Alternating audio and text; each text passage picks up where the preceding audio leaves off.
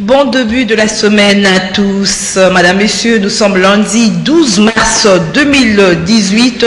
Merci de suivre Kiosque. Au menu ce lundi matin, la classe politique en ébullition, dont la fièvre des élections, avec des alliances qui se font et se défendent, que ce soit du côté de la majorité ou de l'opposition. Tout le monde se met donc en ordre de bataille. Nous parlerons également tout au long de ce magazine Kiosque. Nous parlerons donc de l'alliance MLC Palou. Nous parlerons du conclave des forces de changement qui soutiennent la candidature de Moïse Katumbi. Nous parlerons également de l'UDPS qui est pratiquement resté seul avec les idées. L'UDPS qui ne veut pas soutenir la candidature de quelqu'un d'autre, c'est-à-dire de Moïse Katumbi. Le rassemblement de Kassavoubou, nous en parlerons également avec deux tendances, Chibala et Elengakoyi. Notre sujet d'actualité ce matin, c'est le rapport de la commission mixte sur la répression des marches du 31 décembre 2017 et 21 janvier 2018, marche organisée par le comité de laïcs catholiques, un rapport qui contredit le bilan de la police endossé par le gouvernement, les proposés de l'État incriminés dans les violations de droits de l'homme. Un an, jour pour jour, depuis l'assassinat de Michael Sharp et Zaïda Katlan, les deux experts des Nations Unies assassinés au Kasaï central. C'est l'actualité de ce lundi 12 mars 2018. Et nous avons deux invités sur ce plateau de Kiosque.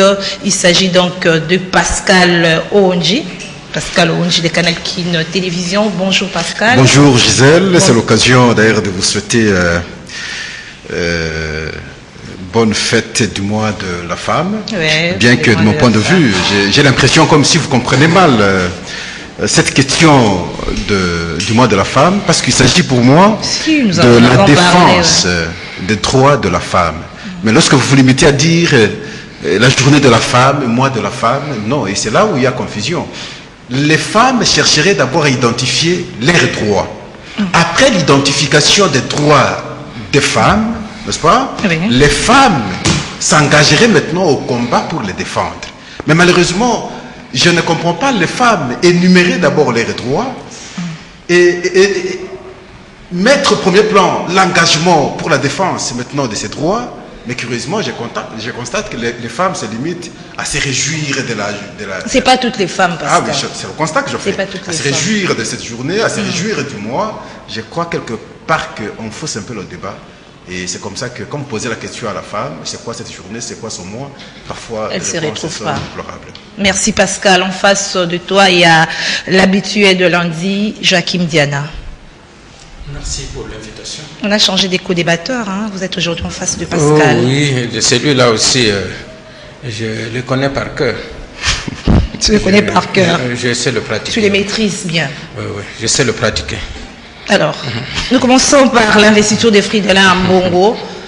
Fridolin Ambongo, l'archevêque coadjucteur, qui a été investi hier en la cathédrale Notre-Dame du Congo. Vous avez quand même suivi son discours. Il a salué l'attitude des Mosengo, qu'il compare un peu comme Jean-Baptiste et Jésus. Il parle de la vraie transition à l'exemple de Jean-Baptiste et Jésus. Joachim, comment vous avez perçu, comment vous analysez ces discours de Monseigneur Fridolin Ambongo qui a été investi hier? Oui, si ce discours concerne les catholiques, c'est tout à fait normal. Ça concerne la gestion de l'Église catholique, c'est tout à fait normal. Mais si c'est une extrapolation pour la gestion du pays, la gestion politique, je pense que je ne peux même pas m'attarder sur ce que je peux appeler comme un sermon dans le désert. C'est un sermon dans le désert, s'il concernait la vie politique. Parce qu'en fait, il ne faut pas considérer l'Église catholique comme une Église politiquement alignée quelque part. Beaucoup de catholiques sont du centre. Ils sont de gauche, ils sont de droite. Oui, ça rassemble tout le monde. Tout à fait. Si l'Église prend des positions du centre, peut-être qu'elle peut rallier tout le monde du moment où le centre est vraiment centre. Mais s'il prend des positions de droite ou de gauche, moi, catholique, ça ne m'engage pas. Alors cet exemple-là d'une transition, il a un peu comparé Jean-Baptiste qui attendait la venue de Jésus. Il y a eu une passation à peser dans les cases. C'est ça, ça concerne entre lui et Mosengo. Je ne sais pas si c'est Mosengo qui est le Jean-Baptiste. Donc Mosengo est venu annoncer l'arrivée d'Ambago et que c'est lui qui viendra, c'est-à-dire Ambago. Mosengo n'est même pas capable de lier cela. C'est ça la parole biblique. Merci. Si c'est cela, alors Pascal, ça ne peut que m'étonner. Très vite par rapport à ces discours de Fridolin Ambongo, qui tout le monde en parle d'ailleurs. Je l'ai suivi attentivement hier, mais simplement, j'ai toujours dit, les prêtres, c'est sur quoi les évêques pour les comprendre. Il faut scientifiquement être initié, parce que sont au départ des formations philosophiques. Sinon, le langage va vous échapper. Il faut avoir des lunettes qui naviguent dans le temps et qui vont au-delà de ce que les autres voient présentement. J'ai retenu 4 points essentiels. Et lui-même l'a dit aussi. Le premier, lorsqu'il parle, il remercie l'archevêque, il parle bien entendu de l'attitude de Jean-Baptiste à l'égard de Jésus. Et là, il évoque, il parle de la vraie transition, j'imagine, dans sa logique.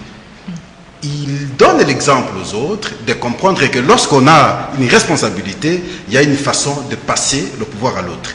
Et ça m'a rappelé même le discours de l'évêque, du monseigneur de l'ECC, Ekofo, lorsqu'il dit il aime bien l'artiste.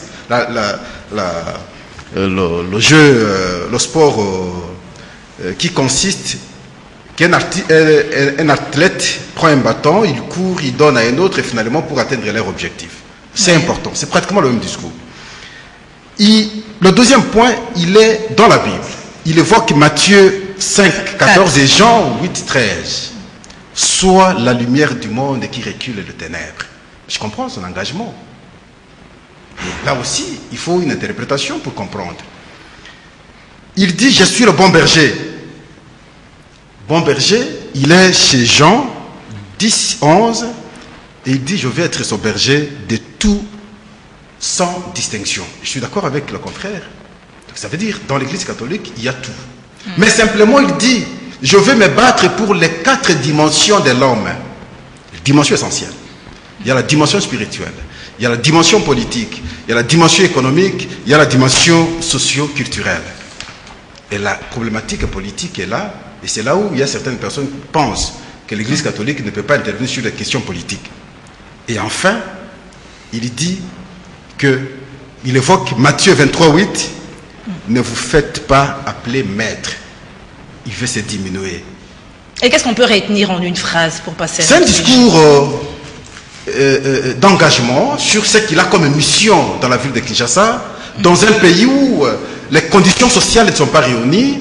Lui, en tant que berger, il pense dans l'espace de pouvoir qui lui est confié par son Église, de contribuer pour que les chrétiens se retrouvent sur le plan spirituel, sur le plan économique, sur le plan politique et sur le plan socio-culturel. Merci Pascal, on lit les titres des journaux. Oui, Diana, vous pouvez ajouter quelque chose? Oui, je voulais dire ceci. J'ai tout entendu dans ce discours, sauf un discours pour la bonne marche de l'Église. Vous savez que cette Église vit dans le régime du Concile Vatican II. C'est-à-dire quoi? Là où on a dit, on a renversé la pyramide. Au lieu d'être l'église pyramidale, où il y a des chefs au sommet qui dirigent tout, l'église doit être dirigée désormais au sommet. Je n'entends aucun plan que je viens pour redynamiser les CVB. Non, les CVB sont en train de mourir. L'église, le clergé... Quand il parle déjà, quand il fait la dimension spirituelle, ça n'a rien à voir avec la dimension spirituelle. Ça n'a rien à voir. Spirituel, c'est pas ça l'église. Ça a à voir avec l'organisation et en fait surtout qui dirige l'église aujourd'hui. On a dit on renverse la pyramide et que désormais l'église c'est le peuple de Dieu. Ce n'est plus l'église des clergés, ce n'est plus l'église.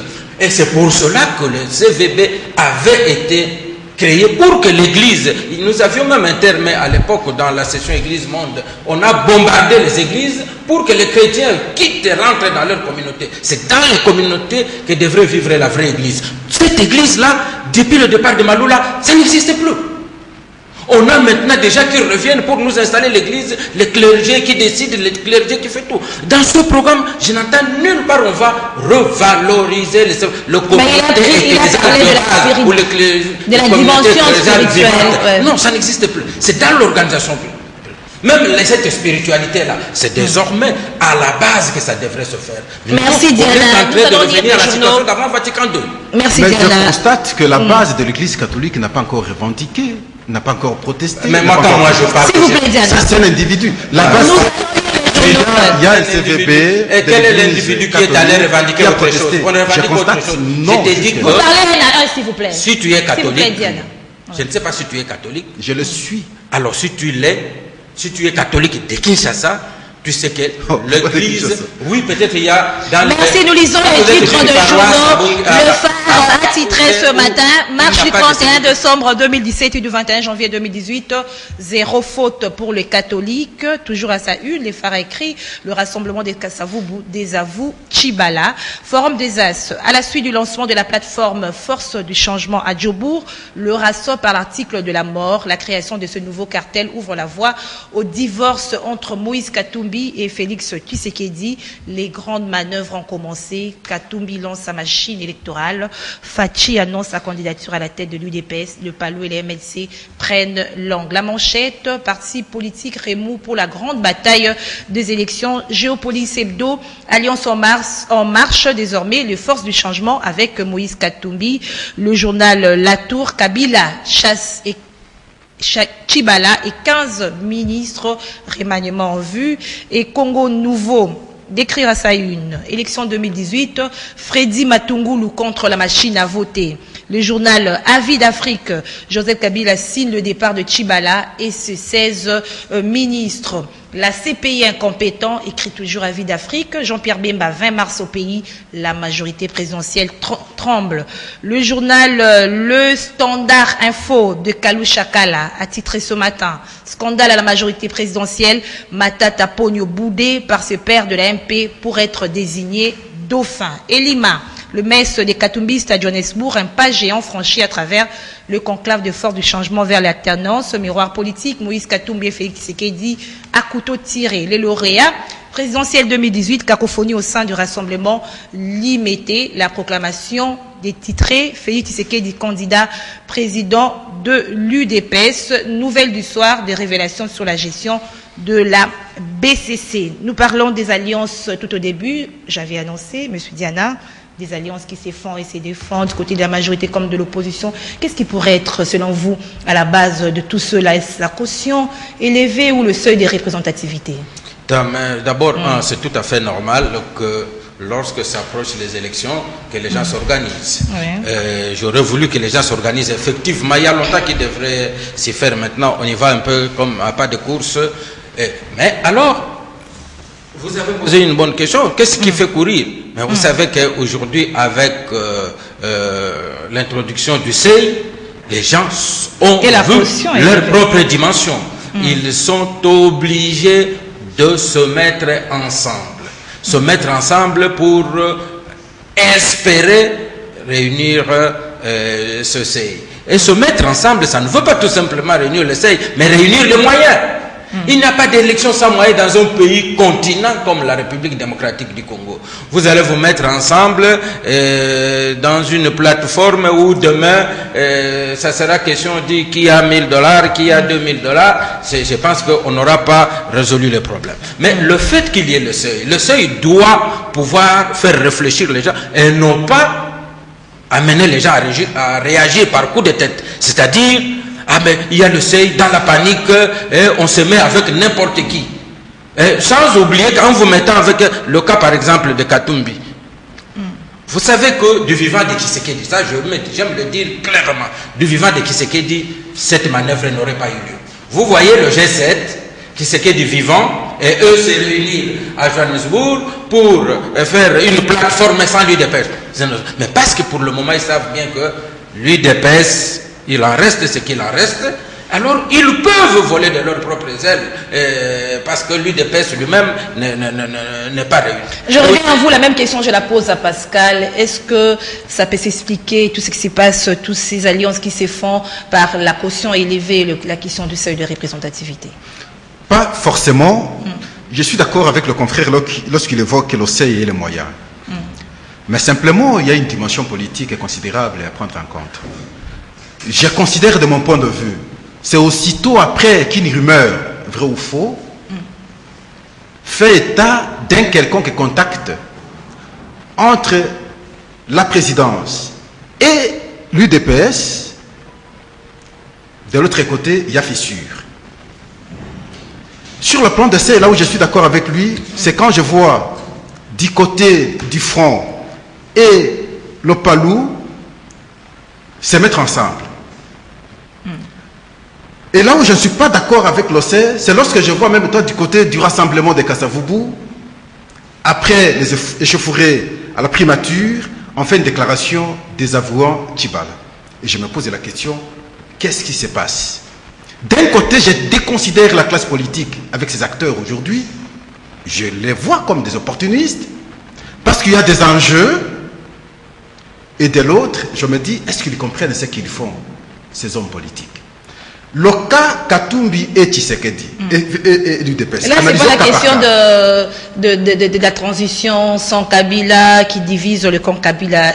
Non, cette histoire, on a déjà dépassé. Il y a ceux qui ont juré, mais ce n'est pas arrivé. On a dépassé ce débat. C'est pas ça qui est à la base. Ils étaient au rassemblement des forces politiques et sociales acquises au changement. L'objectif, bien entendu, était de sauver la Constitution, n'est-ce pas? Faire qu'on connaisse la tenance à travers des bonnes élections. Mais l'objectif n'est pas encore atteint. On a eu le dialogue. L'application pose problème. Jusqu'ici, c'était comment faire pour qu'on applique intégralement l'accord. Le débat est là, c'est comme ça qu'on a le CLC et les autres. Mais pendant qu'on n'a pas encore atteint l'objectif, et voilà, une plateforme sort. Et lorsque cette plateforme sort, ça veut en d'autres termes dire qu'on sort maintenant du combat politique qui consistait à faire le jeu politique à travers le dialogue pour avoir les élections. Et maintenant, vous êtes sortis. L'objectif, c'est quoi alors? Quel sera votre combat pour atteindre l'objectif? Et c'est là la grande question. Deuxième question qu'on devons nous poser. Est-ce que le rassemblement va encore exister? Oui. Je déjà la mort du rassemblement. J'ai posé la question hier au porte-parole de l'UDPS.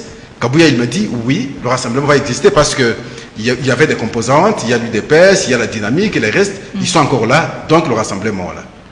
Mais simplement, je dis, il y a une forte probabilité que le rassemblement Kasavubu et le rassemblement Limité s'unissent parce que ceux qui les dirigeaient ou ceux qui les séparaient, c'était la présence de Pierre Lumbi à la tête du Sensa. Et maintenant, comme ils ont pris leur option, il y a une forte probabilité, parce qu'on n'a jamais contesté Félix, il y a une forte probabilité qu'ils reviennent ensemble. Et je suis en train d'imaginer, est-ce que ce n'est pas ce qui a poussé finalement le rassemblement des Kasavubu tenir un point de vue désavouant Tchibala pour que, étant donné que de l'autre côté, il y a une séparation, qu'on récupère Félix pour qu'il ait la primature. Dit, il y a une forte probabilité. Alors, mais du côté de la majorité, on n'a pas terminé l'analyse, du côté de la majorité, l'allié essentiel de la majorité a bougé. C'est le Palou. Et je dois rappeler qu'en 2006, le Palou a fait ce jeu. Il est venu d'abord contacter le MLC pour qu'ils aillent ensemble pour les élections. Oui, il y a eu une discussion entre Jean-Pierre Bemba et les attentes sur la répartition des postes ministériels. Et après, le Palou est allé aux côtés de Joseph Kabila. Ils ont trouvé. Là, c'est en 2006, après le deuxième tour. Ouais. Je vois le Palou revenir. Je ne sais pas si c'est problème du sang, je ne sais pas si c'est problème du sol, je ne sais pas si c'est le vrai patriotisme. Et je vois le Palou revenir, ou c'est le MLC qui est allé au Palou, mais au moins, je vois les deux partis encore une fois de plus ensemble. Ensemble, le lundi, il y a eu rencontre entre le MLC et l'UNC. Ils ont fait une déclaration commune, acceptant se mettre ensemble pour des stratégies électorales. Et je vois maintenant, probablement, qu'il y aura, nous aurons alors une composante Palou, MLC, UNC, avec forte probabilité que l'UDPS les rejoigne, parce que de l'autre côté, le G7 est parti.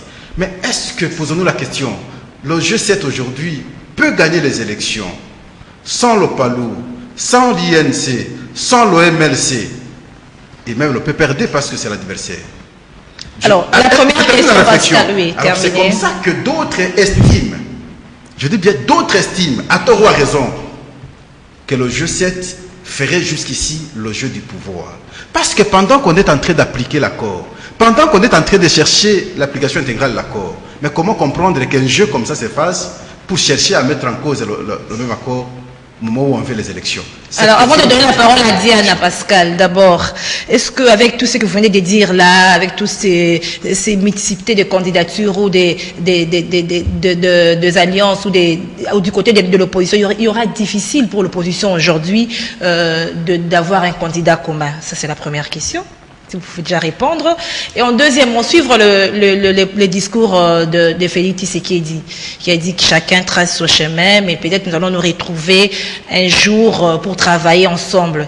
Est-ce ça démontre pas là que chacun s'organise de son côté, ils font de sous-groupes et à la fin, ils vont tout mettre en commun? C'est comme ça que nous déplorons le comportement des acteurs politiques aujourd'hui. Je veux vous surprendre. Hier, l'opposition donnait l'exemple à la majorité. Quand vous regardez l'agir de l'opposition aujourd'hui au pouvoir, c'est à boire et à manger. Le spectacle, vous avez vu à la primature. C'est déplorable. Alors maintenant, est-ce qu'il y a possibilité de trouver un candidat unique de l'opposition? C'est pas tard. Et j'ai compris que c'est le souci de MLC quand j'ai suivi leur déclaration avec le PALU et avec l'UNC. Et maintenant, c'est comment convaincre les autres. Et c'est là où le bas blesse, et c'est là où le problème va encore se poser. Est-ce qu'il y a possibilité, dès lors qu'il y a des imbus, les gens pensent toujours qu'ils sont grands, ils ont atteint un certain niveau, et alors que l'objectif de la population, c'est voir les choses évoluer au pays. Voilà, nous allons revenir sur ces points. C'est qu'ils soient ensemble, pour qu'on voit le jeu démocratique. Nous allons revenir sur tout ce point-là que tu as évoqué, Diana. On a comme l'impression qu'alors que les autres se mettent ensemble, le PPRD semble se débarrasser de ses alliés. C'est l'impression que vous avez aussi. Non, tout à fait. Le secrétaire général de la majorité est membre du bureau politique du PPRD. Donc c'est une personnalité influente du PPRD. Vous l'aviez vu sillonner tous les 300 partis politiques membres de l'AMP. Donc ce qui veut dire qu'à l'AMP, on est déjà unis. On est même déjà unis par une charte. Donc l'AMP n'a pas attendu qu'il y ait seuil pour se mettre ensemble sur base d'un document, la charte. Et aujourd'hui, tout ce qui reste à l'AMP, c'est d'imaginer comment aller aux élections ensemble. Parce que dans les deux législatures, on a vu les membres de la même plateforme se contester à la Cour suprême de justice. Mais cette fois, peut-être, leur reste à mettre en place une seule carte électorale pour leur permettre de présenter une ou deux listes à la rigueur. Donc je pense que nul peut, quand les gens disent que le PPRD serait en train de faire cavalier seul, non. Bien au contraire, le PPRD s'organise, notamment avec la restructuration qui est arrivée, pour bien jouer son rôle de locomotive. Alors si cela s'avérait faire vrai, quel serait le sort de tous ces alliés? Et puis qu'est-ce qui fonde l'optimisme du PPRD de faire cavalier seul? C'est quoi? Il est sûr de la CENI avec Corneille Nangaa? Non, non, je ne dis pas que le PPRD fait le cavalier seul. Bon, si cela s'avérait vrai. Non, il ne le fera jamais. Je vous dis que le travail qu'a fait Minako sur le terrain, c'est au nom de l'AMP. Minako a aussi contacté le PPRD. Nulle part j'ai appris que le PPRD chercherait à faire cavalier seul. Mais on voit déjà, il y a déjà divorce entre le PALU et la majorité. Le PALU n'a jamais été membre de l'AMP. Et la majorité. Le PALU a été allié de l'AMP. Oui. Bon, et cette alliance en 2006, il y a eu un accord signé. Sur base de cet accord, le PALU a eu la primature et on a géré, à la fin de la législature de 2006, le PALU avait librement sans un accord de plus, librement soutenu la candidature de Joseph Kabila parce qu'ils avaient le bilan partagé, d'autant plus que le PALU avait dirigé la primature, ils avaient le même bilan partagé, ils sont allés aux élections en 2011 ensemble. Je l'ai plus d'une fois répété que le PALU était le seul parti à avoir produit lui-même ses propres outils de campagne pour Joseph Kabila. Et maintenant, j'ai entendu, ce que je ne comprends pas, peut-être que moi j'aurais mal entendu, en 2006, la raison que le PALU avait avancé, qu'Antoine Gizenga avait avancé pour ne pas se mettre avec le MLC, c'était que il voulait faire le pont entre l'Est et l'Ouest. S'il se mettait avec Jean-Pierre Bemba qui était de l'Ouest, ça serait la fracture nationale. Ça, c'est un. De deux, il a choisi quelqu'un qui avait le même bord politique, le mombiste. Et ce sont là ces deux raisons principales qui avaient poussé le PALU à se mettre avec Joseph Kabila plutôt qu'avec Jean-Pierre Bemba. Et aujourd'hui, le PALU tourne le dos à Kabila. Aujourd'hui, je me dis, le PALU est libre de faire alliance avec qui il veut, mais tout simplement je constate que les premières raisons qui étaient aussi valables ne sont plus prises en compte.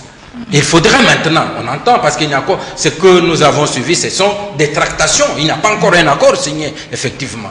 Lorsque cet accord sera signé, parce que pour le moment, les gens peuvent aller contacter d'abord là-bas. Qu'est-ce que là-bas on dit? Et puis après, on évalue. On voit tout ce qui s'est dit au PALU, tout ce qui s'est passé avec l'élection du gouverneur du Kwilu. Il y a eu des gens, on a senti qu'il y avait un problème avec les discours que tiennent Katenu Gizenga, qui a parlé, il ne faut pas suivre le sucre, il faut se fier au piment, un discours pareil, avec tout ce qui dit Mouzitou. On sent qu'il y a vraiment un divorce entre le MP et le PALU.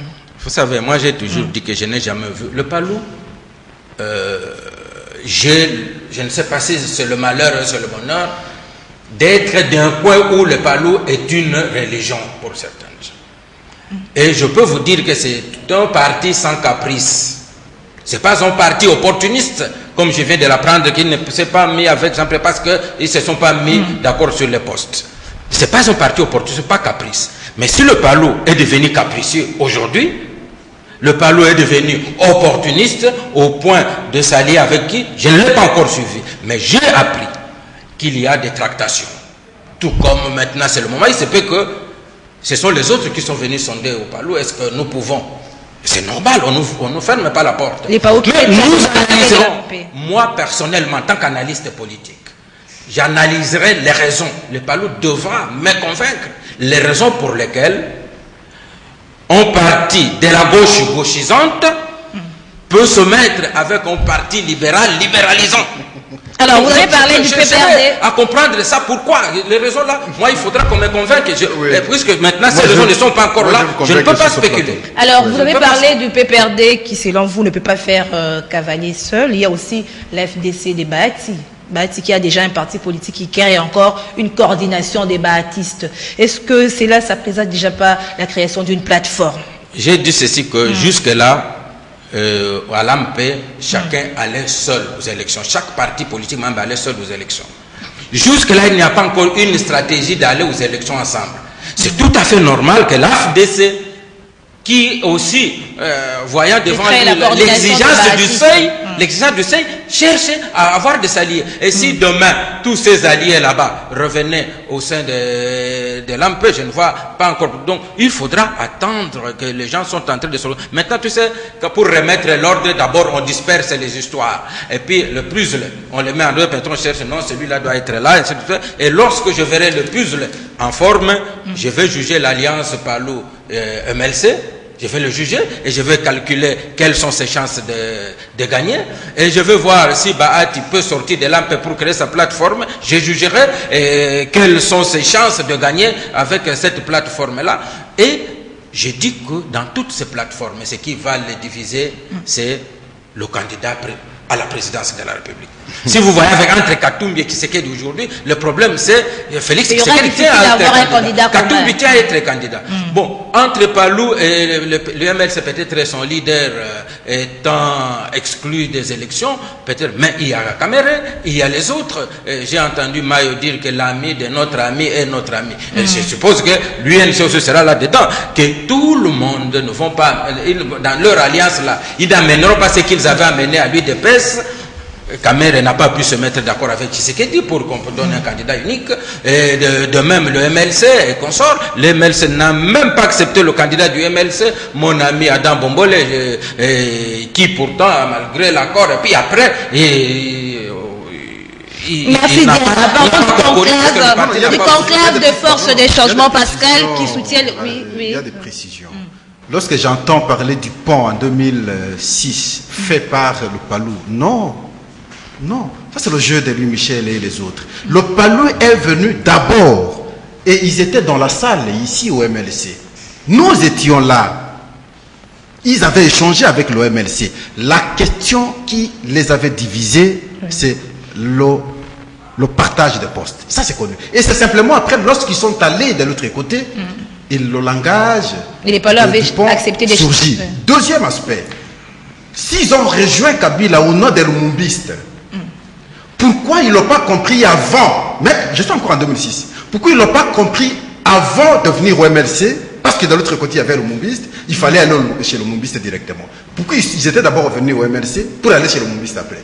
Et encore, ils sont déjà avec le Lumumbiste. Pourquoi quitter le Lumumbiste aujourd'hui pour aller vers l'autre? Troisièmement, on ne peut pas dire qu'il n'y a pas un document. Le document circule sur le net. Il y a eu un document qui a été signé entre le MLC et le Palou. La problématique, c'est les élections. La question du CEI est revenue. On a parlé des élections. Ils ont signé un document. Il y a Ramazani Baya qui a signé, et de l'autre côté, le fils de Gizenga qui a signé. Ouais. Le document est sur le net. On ne peut pas dire qu'il n'y a pas un document. Alors, c'est vraiment un Djobourg. C'est fini, Pascal? Pardon? Vous avez encore quelque chose à ajouter? Non, mais il faut le dire que ici, c'est que du côté de la majorité, on a compris que le jeu n'est plus clair. Même Thomas Lokondo, il a fait le mouvement, vous savez. D'autres partis le feront. Autant que du côté de l'opposition, ça bouge. Autant du côté de la majorité, ça va bouger. Et là, nous sommes vers la recomposition de la classe politique. Et c'est comme ça que moi, je parle des acteurs politiques opportunistes, ils sont souvent sur les intérêts. Parce qu'ils voient 2018 s'annoncer. De l'autre côté, peut-être que Joseph Kabila ne sera pas candidat. Peut-être effectivement, il ne sera pas candidat. Peut-être que c'est lui qui va le remplacer, ne sera pas élu. On voit de ce côté, si on est avec telle personne, peut-être que c'est bon en politique. Peut-être que c'est bon en politique. Mais nous qui regardons les choses de façon morale, et ça pose également problème, nous interrogeons sur nos acteurs politiques. Le comportement. Alors, une autre question que l'on se pose en se rend à Johannesburg, où se tient le conclave de force du changement qui soutiennent la candidature de Moïse Katumbi, Pascal. Moïse Katumbi qui réside en Belgique, qui a eu la rencontre, la réunion des Genval en Belgique, mais cette fois-ci, cette réunion quitte la Belgique pour l'Afrique du Sud. Ça veut dire qu'il y a vraiment, après la mort de Zuma, qui était proche des Kabila, c'est-à-dire que le départ de Zuma a changé les relations entre l'Afrique du Sud et la République démocratique du Congo, et puis la Belgique a refusé qu'on puisse encore l'accuser d'avoir hébergé les opposants pour faire un coup contre le pays. Pascal. Je ne connais pas les raisons qui ont fait qu'on quitté la Belgique pour l'Afrique du Sud. Vous-même, vous parlez de la Belgique qui a refusé qu'elle soit encore accusée. Si c'est ça la raison, peut-être, mais moi... C'est le questionnement. Mais je vous ai fait l'analyse au début de cette position prise par les katumbistes. J'étais en train d'imaginer, je suis dans la réflexion, est-ce que ce n'est pas après qu'ils aient compris que c'est devenu irréversible, que Tshisekedi ou alors l'UDPS et l'UMT prennent la primature, mais content de ce positionnement, et alors il faut maintenant se dire, il faut se séparer. Et c'est fort possible, parce que même si vous créez votre plateforme, comment ne pas, ne fût-ce qu'à inviter votre allié, ne fût-ce qu'une invitation de participation? Parce qu'ici, on a pris, beaucoup de gens sont partis de Kinshasa, les journalistes, ainsi de suite. Ils sont partis. Mais l'UDPS a peut-être refusé. Non, mais c'est là, lorsqu'un allié refuse, c'est déjà un problème. Ne fût-ce qu'un simple appel en termes d'invitation, venez constater ce que nous faisons, mais je n'ai pas vu quelqu'un de l'UDPS. Et carrément, je dis, il y a un problème, sérieux. Qui n'est plus latent, mais il est manifeste parce qu'il est visible. Et ma réflexion continue. Oui. Il s'agit de questions de positionnement qui les séparent aujourd'hui. Et puis, est-ce que l'IDPS n'est pas aussi trop sûr d'elle, parti historique? C'est pas ça aussi, Pascal? Je ne sais pas si, après la mort de Tshisekedi, il faut avoir ces assurances jusqu'aujourd'hui. À certains moments, je crois que c'est à cela qu'il voudrait saisir l'opportunité, parce que les moyens vont également poser problème. Avec la caution pour les élections à venir, peut-être qu'il faut avoir le poste pour s'assurer de façon à participer correctement aux élections, parce qu'on n'a pas l'argent. Probablement, ça peut être une raison qui les pousse. L'Afrique du Sud n'est plus en odeur de sainteté, allais-je dire, avec la République démocratique du Congo, à voir la tenue du conclave de force du changement. Non, mais après le départ des Zuma. Il n'y a aucun problème. L'Afrique du Sud, c'est un pays ouvert. Vous n'allez pas le pouvoir, on ne va pas l'accuser d'héberger les opposants pour renverser le pouvoir. On va l'accuser pourquoi? Peut-être que les gens vont s'étonner si, après les résolutions de ce qu'on sont données au président de la République ou bien au gouvernement sud-africain, là, on va s'étonner comme on s'est étonné à Genval, puisqu'on a réservé la primeur du conclave à Rendels. C'est ça qui a posé problème. Mais aujourd'hui, ils peuvent traverser au Congo-Brazzaville, ils se réunissent là. Ils peuvent aller au Rwanda, ils se réunissent même en Ouganda. Il n'y aura pas de problème. Il n'y aura pas de problème. Ils vont se réunir, ils payent leur billet, ils ont leur visa d'entrée, et ils vont là-bas, ils payent leur salle, c'est un hôtel, tout ça. Ils se réunissent. C'est tout à fait libre. Ça n'a rien à voir les relations du gouvernement sud-africain. Et qui vous a dit que entre la République démocratique du Congo et la République sud-africaine, c'est le désamour? Rien du tout. Ce n'est pas parce qu'on a changé. Les relations entre la RDC et la République sud-africaine vont au-delà des individus. Ce sont deux pays de la SADC, deux pays majeurs de la SADC. Et il y a un parti au pouvoir qui est l'ANC. Donc, personne ne peut se dire aujourd'hui, je dépasse toutes ces relations-là parce que moi, je m'appelle Makosa Oki et je change tout. Non. Non. Merci. Nous prenons le dernier sujet. Le rapport de la commission mixte sur la répression des marches du 31 décembre 2017 et du 21 janvier. Le rapport qui incrimine, qui contredit, allais-je dire, le bilan présenté par la police et endossé par le gouvernement Diana. Comment vous avez accueilli ces rapports? Je ne sais pas quels sont les éléments de contradiction. Le bilan. Mais oui, mais le 31 décembre, la police a parlé de 0 morts. Vous suivez? Oui, vous avez suivi quand quelqu'un est mort par électrocution quelque part, quand quelqu'un est mort par étouffement quelque part, quand quelqu'un est mort à terre en dehors du champ de la manifestation. Mais vous allez dire que la police assume que celui qui est mort par étouffement quelque part ou qui fouillant s'est fait piétiner a été tué par la police. Non, ce sont là des éléments effectivement probants. Donc les raisons des morts sont données. Les gens sont morts de quoi? Et en ce qui est quand il y a aussi de la mauvaise foi. Lorsque les gens disent la police avait dit 0 mort. C'était le 21. C'était l'objectif atteint. Maintenant, il y a une contradiction. Mais, écoutez, il n'y a pas de contradiction, madame. C'était d'abord l'objectif atteint. L'objectif atteint, c'est 0 mort. Ils ont même eu les instructions du pays. La marche est interdite, une marche interdite, on l'empêche, sinon l'État devient l'État laxiste, mais pas tué. Aucun policier n'avait de balles. Alors, quand on annonce la dernière marche qu'il y avait 0 mort, au même moment, les porte-parole de la police lancent, dans tout le monde dit premier bilan provisoire.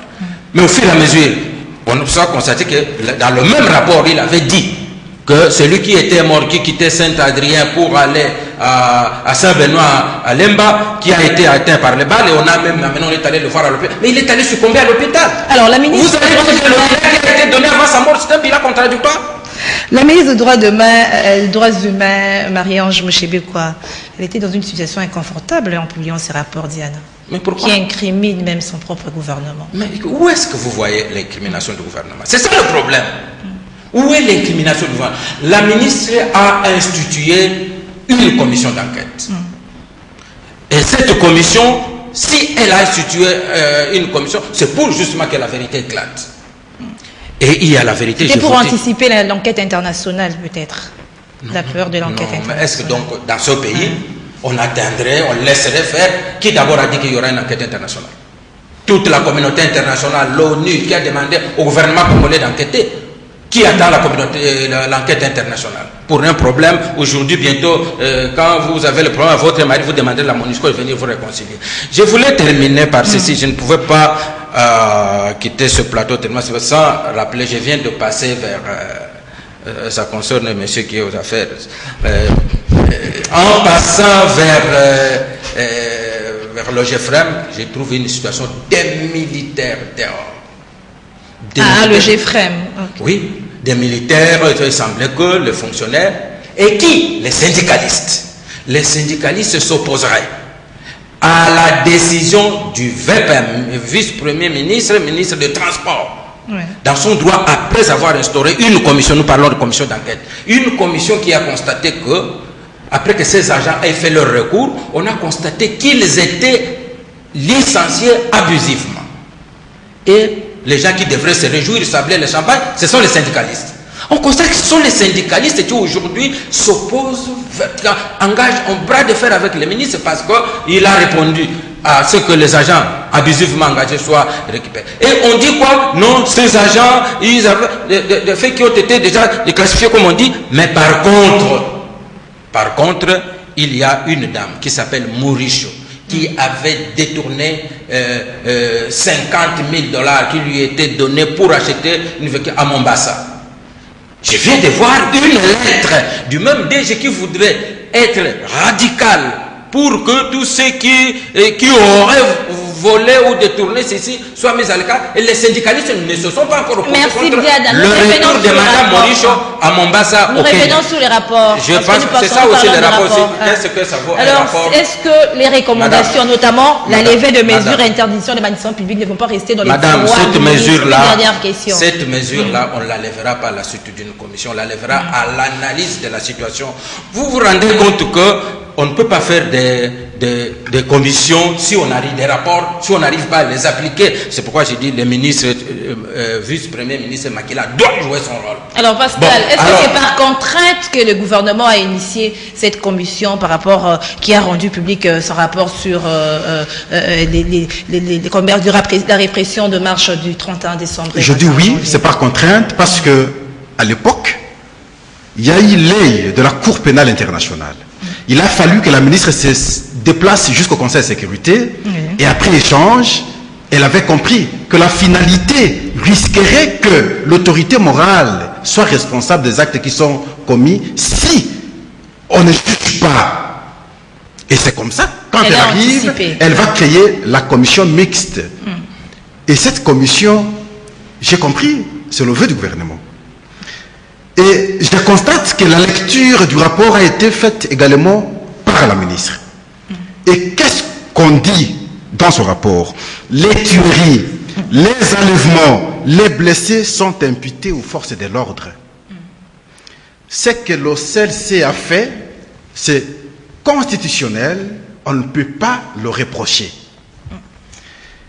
Les victimes mortes ont reçu effectivement des balles réelles. Et le rapport complète, il y a eu présence de FARDC, alors qu'il ne devrait pas l'être. J'ai apprécié les recommandations. Première recommandation, c'est au Parlement de pouvoir voter la loi sur les manifestations publiques. Deuxième recommandation qui est si pertinente et essentielle, c'est aux auditeurs généraux de pouvoir ouvrir les dossiers sur des crimes contre l'humanité. Et là, c'est aux prérogatives de la Cour pénale internationale. Voilà pourquoi je reviens à votre première question. Il s'est agi effectivement de chercher à laver le dossier parce que la Cour avait ses yeux sur la République démocratique du Congo. Et voilà, aujourd'hui, il faudrait qu'on juge à l'intérieur. Et parce que lorsqu'on aura vidé le dossier à l'intérieur, on ne peut plus répartir à la Cour pénale internationale. Alors, est-ce que toutes ces recommandations ne sont pas de vœux pieux, Pascal? Non, mais il y il y a un acte qui a été, il y a un pas qui a été franchi, il faut féliciter. L'essentiel qu'on atteigne l'objectif. Mais sinon, on va se limiter à un cours de route, on n'aura pas atteint l'objectif, ce ne sera pas bon. Mais je veux, cette fois-ci, interpeller peut-être la Commission électorale nationale indépendante. Parce que si les gens font des marches, d'un côté, on veut appliquer intégralement l'accord, là c'est le débat politique, de l'autre côté, la transparence est du côté de la Commission électorale nationale indépendante. Avec la question aujourd'hui de la machine à voter. Essentielle. J'ai vu le professeur Freddy Matungulu être là. Malheureusement, il n'a pas été reçu. Le président de la CENI avait d'autres occupations. Les points de vue ont été également aussi donnés par les autres, refusant cette machine à voter. Simplement, il n'y a pas consensus avec le confrère que nous avions évoqué la fois passée. C'est vrai qu'il lui a été convaincu parce qu'à un moment, il a échangé avec Corneille Nangaa. Moi, je n'ai jamais échangé avec Corneille. Je comprends que cette question de la machine à voter pose problème. De deux, contredit les lois de la République. Entre autres, ici, la loi électorale et aussi le calendrier.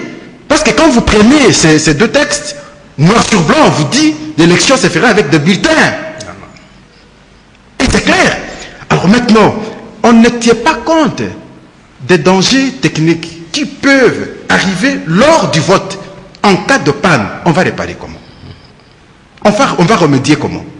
Voilà, ce sont des questions essentielles. Et il s'est interrogé, Freddy Matungulu, j'ai été d'accord avec ses points de vue, je suis d'accord également avec ma conviction, parce que je pense, quand vous prenez la loi électorale, je ne sais pas si le confrère peut la voir là, on vous dit une période, n'est-ce pas, de déploiement des bulletins dans des circonscriptions.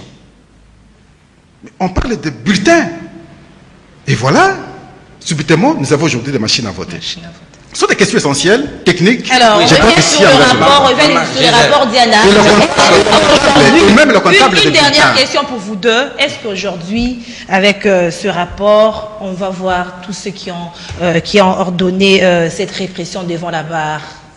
Oui, écoutez, madame, pour l'intérêt du Congo. Les gouverneurs. Pour l'intérêt du Congo, j'aimerais rappeler à mon confrère que le vote se fera sur base de bulletins. De bulletins. Avec la différence que chaque électeur imprimera son bulletin sur place. Mais c'est sur base.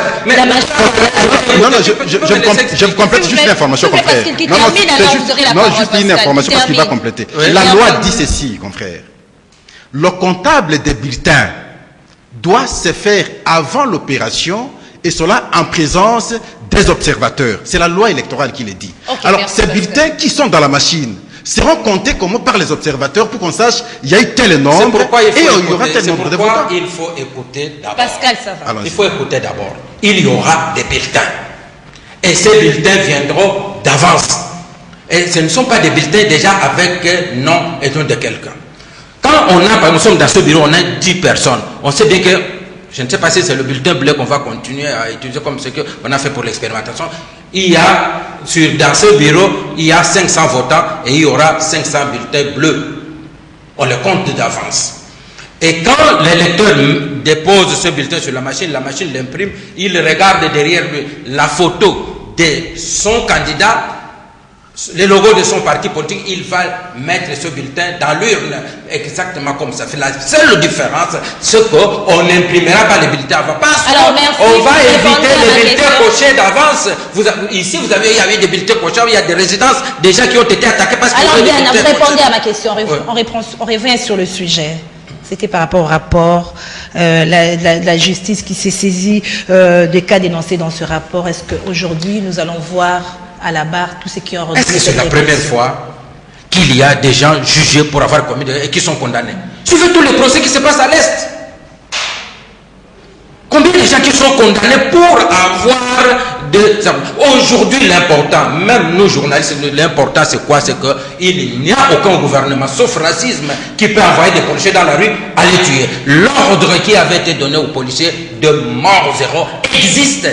Alors, cet ordre existe. Et s'il y a quelqu'un qui a enfreint à cet ordre-là, l'État le juge pour avoir désobéi à l'ordre. Alors, depuis 2015, on termine par là. Depuis 2015, il y a eu des marches organisées par l'opposition.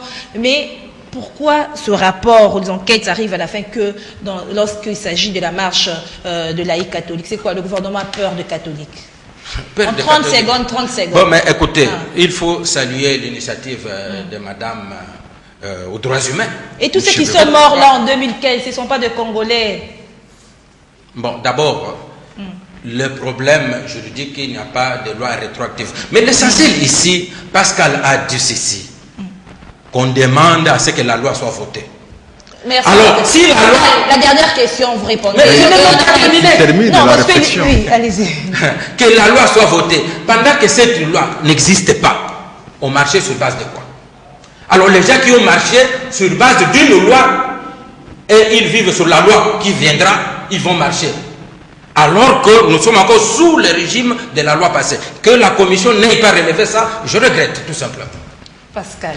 Les gens marchaient parce que cela a été institué dans la Constitution.